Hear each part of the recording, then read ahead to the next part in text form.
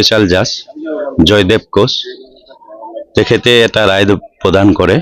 এইটো Kokrajhar PS case number 100/23 special case number 1/24 আসামী নিৰণ মুছাহাৰীক 20 বছৰৰ সশ্ৰম কাৰাদণ্ড লগতে ফাইন 20,000 টকা জৰিমনা বিহে।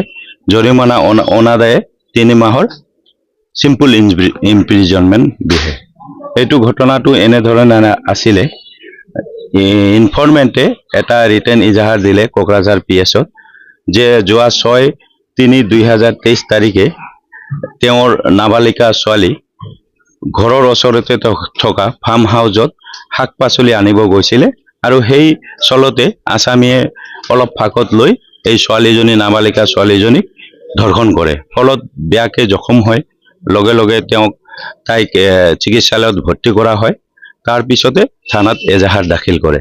পুলিচে এই কেছটো তদন্ত কৰে, আসামীক এৰেষ্ট কৰি জেল হাজত লৈ পঠিয়ায় আৰু সকলো সাক্ষীবাদী গ্ৰহণ কৰে। সকলো সাক্ষীবাদীৰ অন্তত আজি অনাৰেবল স্পেশাল জাজ জয়দেৱ কোচে এই শাস্তিটো প্ৰদান কৰে।